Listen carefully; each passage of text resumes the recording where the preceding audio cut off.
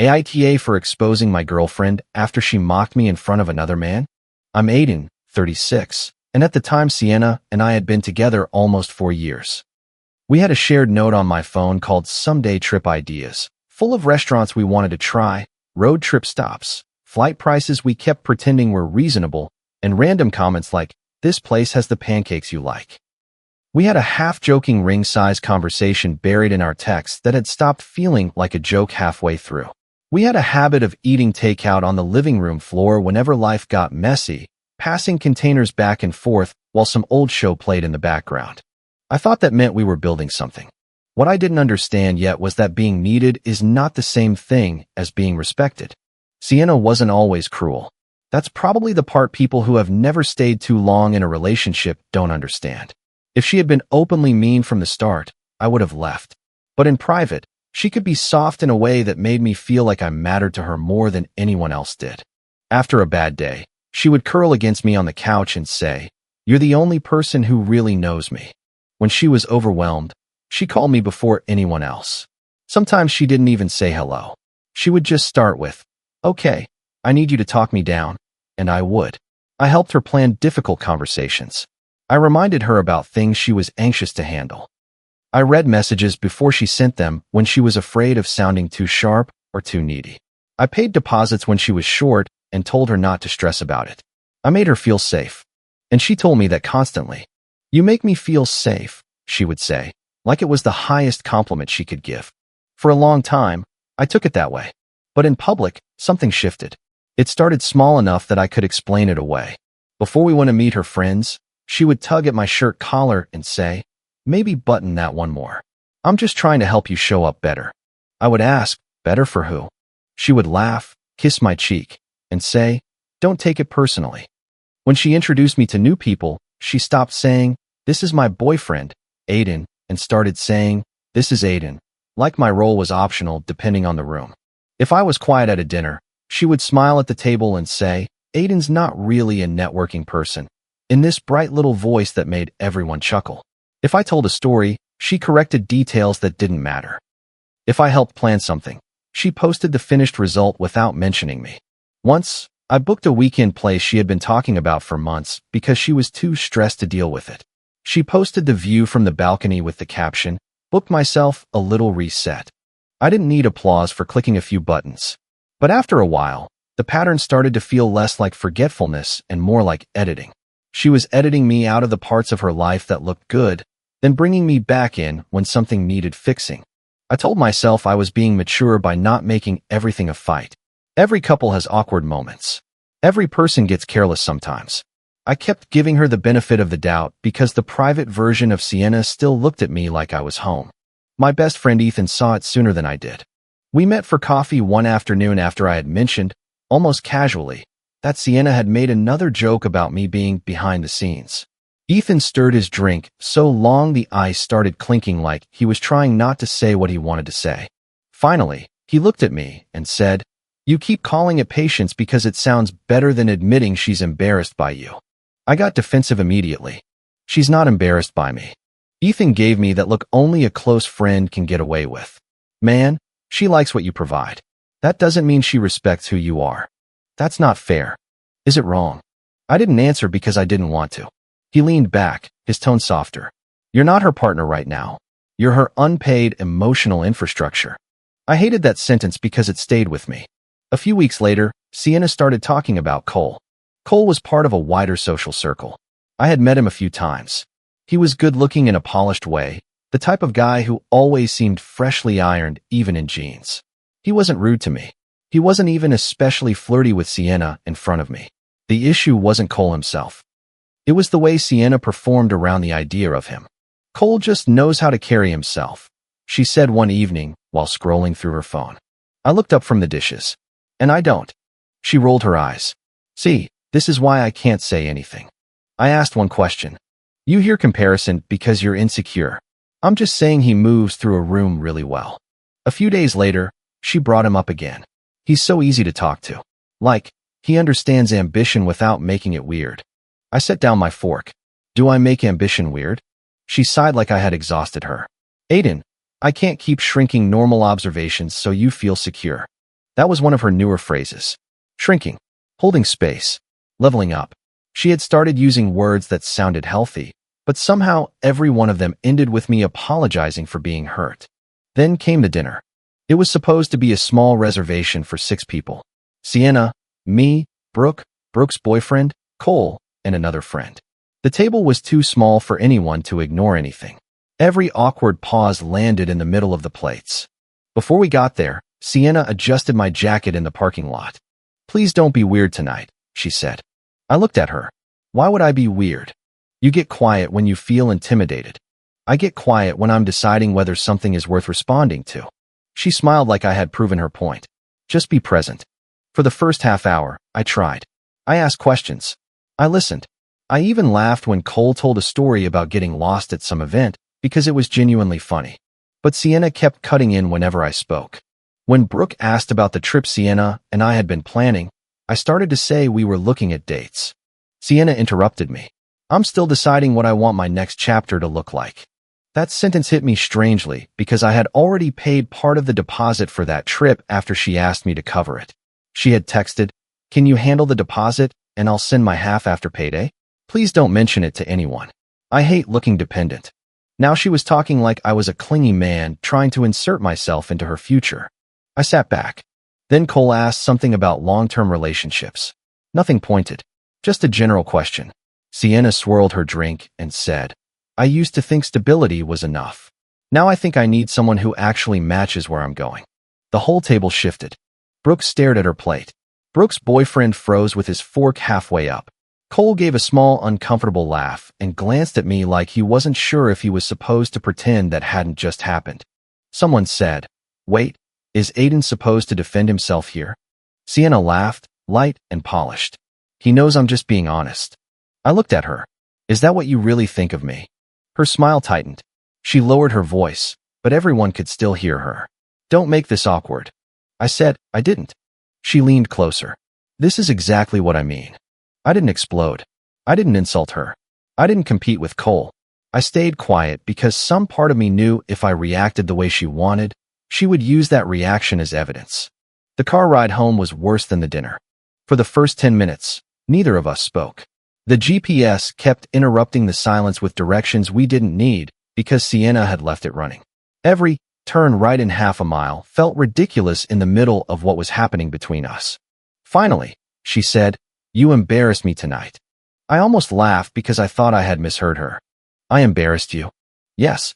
Sitting there looking wounded all night. You made everyone uncomfortable. You made everyone uncomfortable when you implied I was beneath you in front of them." She gripped the steering wheel harder. "That's not what I said." "It's close enough. You always turn my honesty into an attack." "No, Sienna. You called it honesty because cruelty sounds worse." She scoffed. "This is about Cole." "No, it's about you. You're jealous." "I'm not jealous of Cole. I'm disappointed in you." She shook her head. "You're proving my point right now. I can't keep making myself smaller so you feel chosen." That was the moment something in me cooled. Not stopped hurting. Not stopped caring. Just cooled enough to see the shape of what she was doing. I said, "I'm not asking you to admire me. I'm asking you not to use me as a punchline."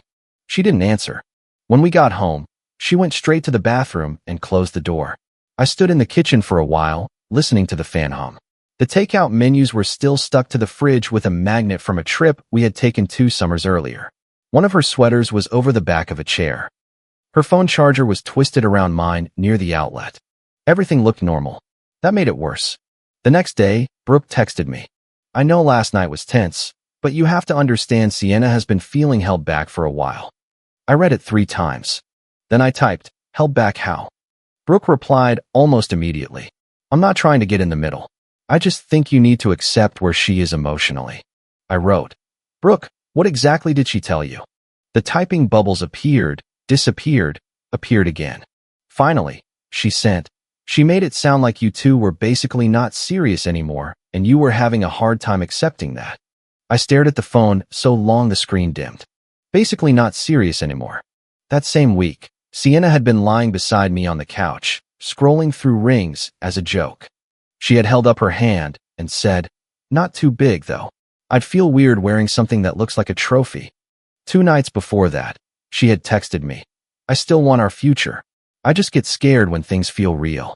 And now Brooke was telling me Sienna had been telling people we were basically over. I didn't respond to Brooke right away. I opened my messages with Sienna and searched words I never thought I'd search in a relationship. Future, deposit, don't mention, serious, Cole. I wasn't looking to obsess. I was trying to build a timeline because my memory felt suddenly unsafe. I needed dates.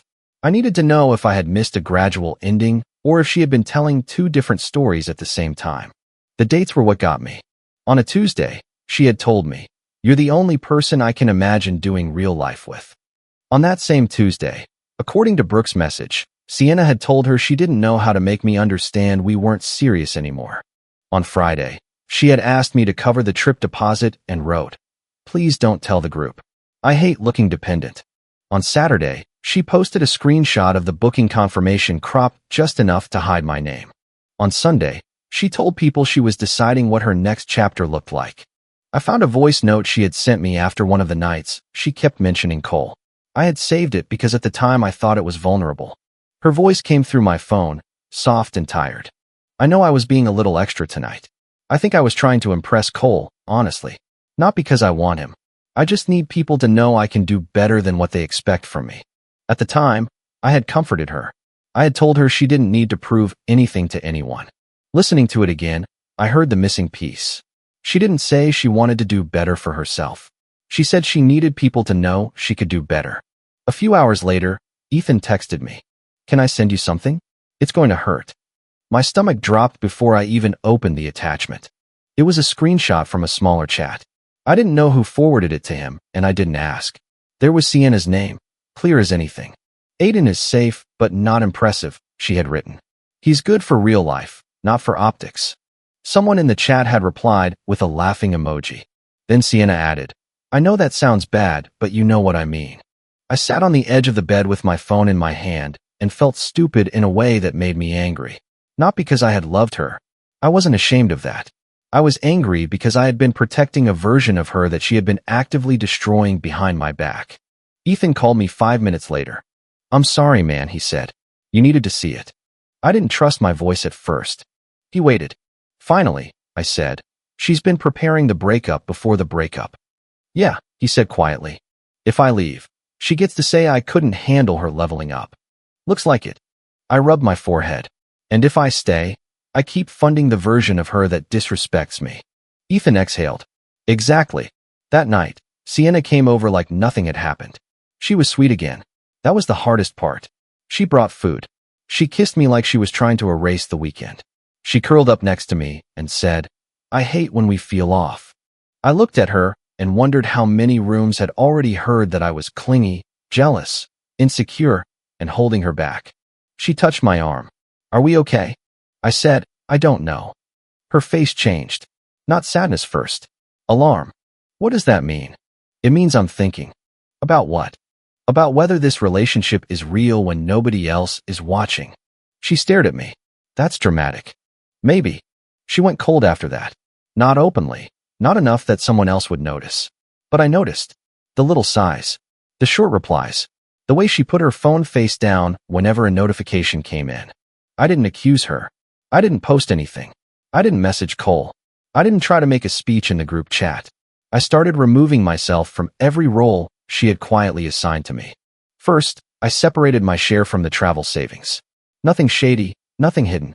I moved what was mine back into my account and left hers alone. Then I canceled the card hold I had placed for a hotel upgrade she wanted, but didn't want to pay for upfront. I forwarded her the cancellation confirmation. She texted, "Why did you cancel this?" I replied, "Because I'm not covering it." She sent, "You said you would." I said I would when I thought we were planning it together. 3 dots appeared. Disappeared. Then she wrote, "So now you're punishing me financially?" "No. I'm letting you pay for the things you present as yours." She didn't like that. Over the next few days, I stopped reminding her about deadlines she had agreed to handle. I stopped editing her long apology texts to people when she got herself into conflict. I stopped covering for her when she forgot plans. When a friend texted asking if we were still bringing dessert to a dinner, I answered honestly. Sienna said she was handling that. "You should check with her." That sounds small, but for us it was huge. I had been the invisible structure behind her competence for a long time. I also saved clean evidence. Not intimate photos. Not private medical things. Not anything that had nothing to do with the lies. Just screenshots of messages where she said one thing to me and another to others. The voice note about Cole. The transfer history with plain descriptions like deposit, hotel hold, and half of rental. A few cropped screenshots from the group chat Ethan sent, showing only what mattered. I still didn't know if I would use any of it. I only knew I wasn't going to let her rewrite me without proof. Sienna noticed the change before anyone else did. One night, she stood in my kitchen with her arms crossed while I packed up the charger she always borrowed. "Why are you being so cold?" she asked. I placed the cord on the counter. "I'm not being cold. I'm no longer providing warmth for someone who tells people I'm beneath her." Her face went blank. "What are you talking about?" "I know about Brooke. I know about the smaller chat. I know you've been telling people we're basically not serious while asking me to plan a future with you in private." She recovered fast. "I'll give her that. So you're spying on me now?" "No. People are tired of helping you lie." Her eyes flashed. "You're proving everything I said. You can't handle me having a life outside of you." I almost got pulled into it. Almost. That sentence was designed like a trap. "Instead," I said, "I can handle you having a life. I can't handle you using me in private and mocking me in public." She grabbed her bag. "I'm not doing this while you're in this mindset." She left, and an hour later, her Instagram story went up. Black background. White text. "Sometimes you outgrow people who want you small." I stared at it and felt the old instinct rise in me. Explain. Defend. Smooth it over. Text her and say, "Please don't do this." Ask what she needed. Offer comfort. Offer context. Offer myself up as the reasonable one again. Instead, I locked my phone and went to bed. The next morning, my cousin texted me. "Are you okay? Sienna said things have been tense." Then another friend messaged, "Damn, what happened with you two?" Then Brooke sent, "I really think you should talk before this gets worse." By afternoon, the shared group chat had gone quiet in that obvious way where everyone is talking somewhere else. So I sent one message. I wasn't trying to keep Sienna small. I was keeping her stable while she told everyone I was beneath her. I'm not arguing about this in pieces. If people want the timeline, I have it. Nobody replied for 11 minutes. Then someone wrote, "Wait, what?" Another person wrote, "Damn."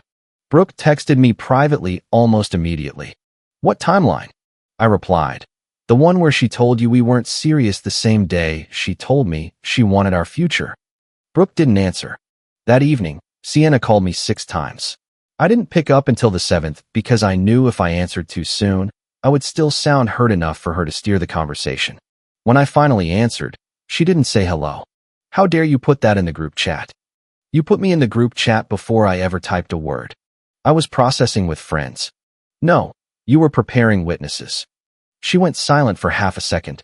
Then she said, "I want to clear the air." "With who?" "Just a few people. Brooke, Cole, maybe my aunt and your cousin since they've heard things, and I don't want this to become ugly." I almost admired the confidence. She wanted a room. She wanted witnesses. She wanted one more chance to perform the polished version where I was insecure and she was brave. Old me would have refused because I hated conflict.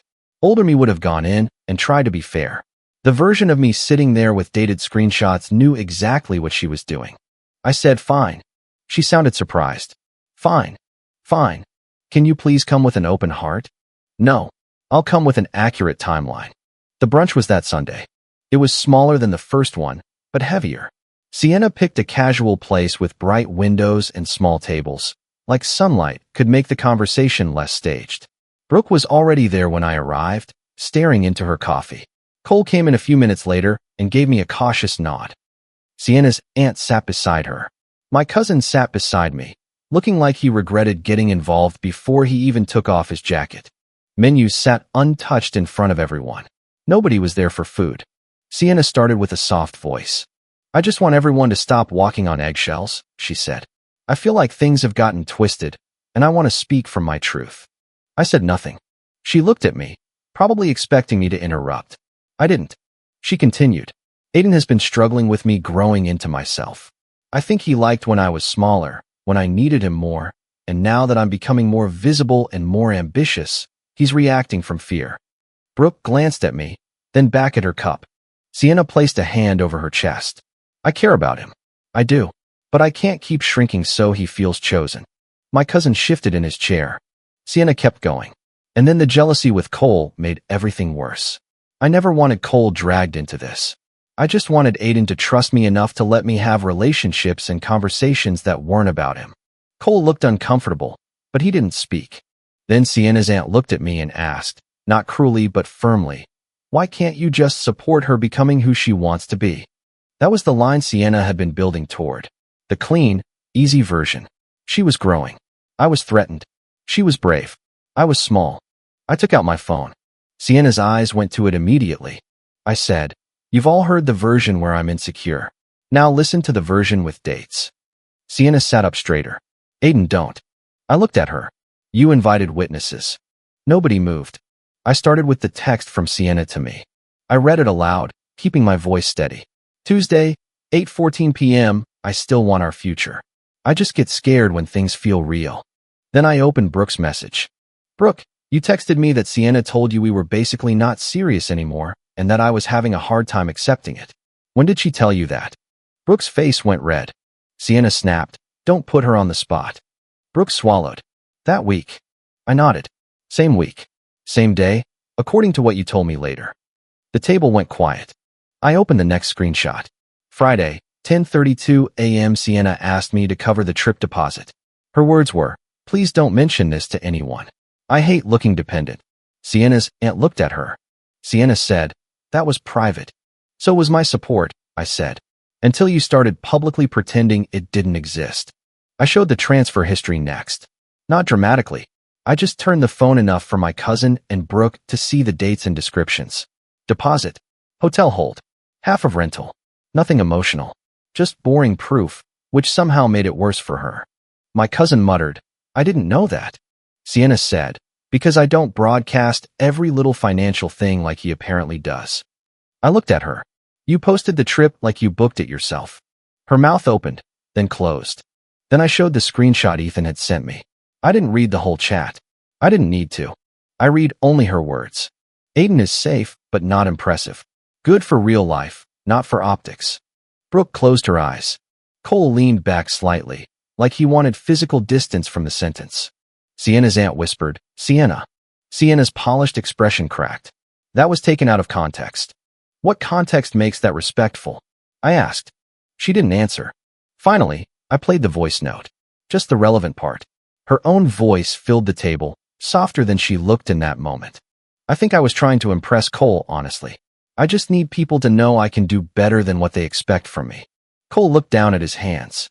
When the recording stopped, nobody spoke. Sienna turned on me with tears in her eyes. I trusted you with those messages. I felt that one. Not because she was right, but because some part of me still hated hurting her. I had loved her for almost 4 years. I had held that same voice in the dark when she was scared. I had believed tenderness meant truth. But I looked at her and said, and I trusted you with my name. You dragged it through every room I wasn't in. Brooke covered her mouth. My cousin stared at the table.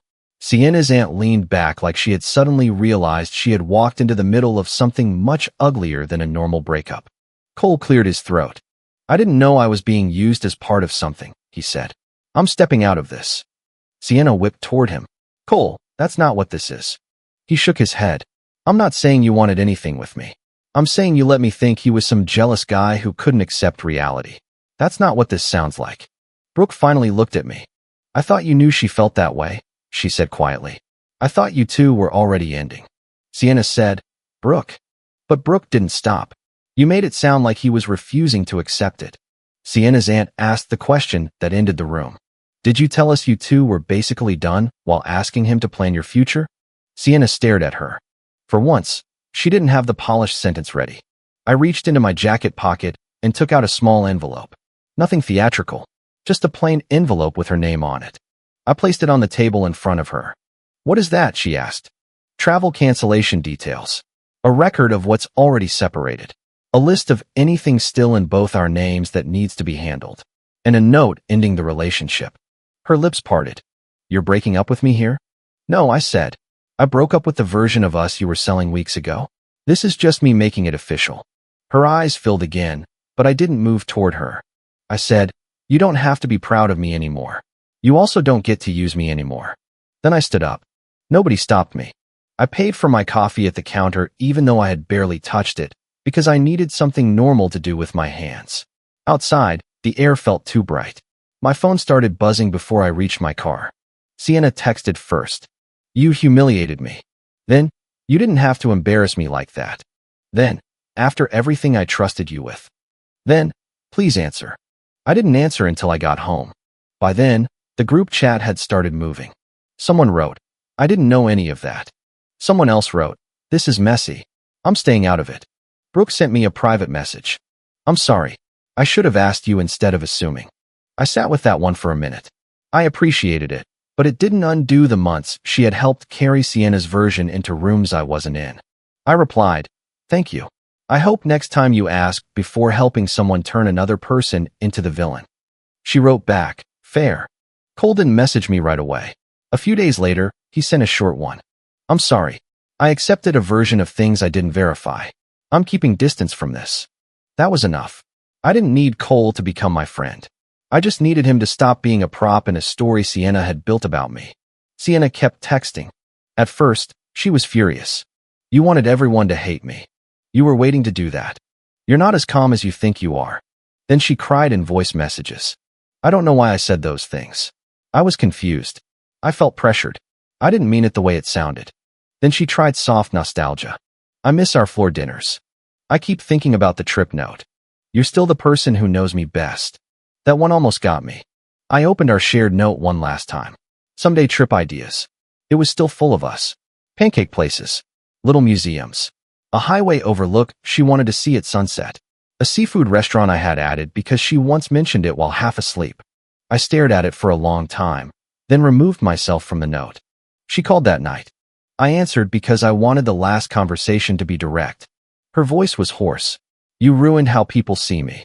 No, I said. I corrected how people saw me. You didn't have to expose everything. I didn't expose everything. I exposed the parts you used to lie about me. She was quiet. Then she said, I was scared. Of what? Looking dependent. Looking like I settled.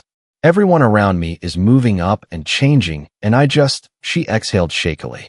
I didn't want people to think I needed someone safe. I leaned against the kitchen counter. The apartment was quiet. For the first time in years, there was no second water glass beside mine. No purse on the chair. No sweater over the couch. I said, you didn't treat me like someone safe. You treated me like something to hide until you needed it. She started crying. Can we talk in person? No. Aiden, the relationship is over. I'm not paying for or managing anything that isn't my responsibility. I'm not being your emotional backup. I'm not attending any more conversations designed to rewrite the truth. And if you keep smearing me, I'll answer with facts, not arguments. You sound so cold. I sound finished. She whispered, so that's it. I closed my eyes. Yes. After that, the practical consequences showed up fast. The trip she had bragged about became hers to handle. The unpaid balance on the rental was suddenly not magically covered. The reminders I used to send her stopped appearing. The apology text she asked me to help draft to Brooke after the brunch stayed unwritten because I was no longer there to soften her edges for people she had cut. Her image of independence got uncomfortable once the quiet support disappeared. Some friends stayed silent, which told me enough.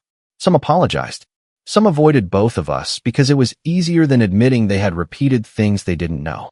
Sienna's aunt sent me one short message that said, I'm sorry for assuming. My cousin told me he should have asked more questions before texting me like I was the problem. The world didn't throw a parade for me.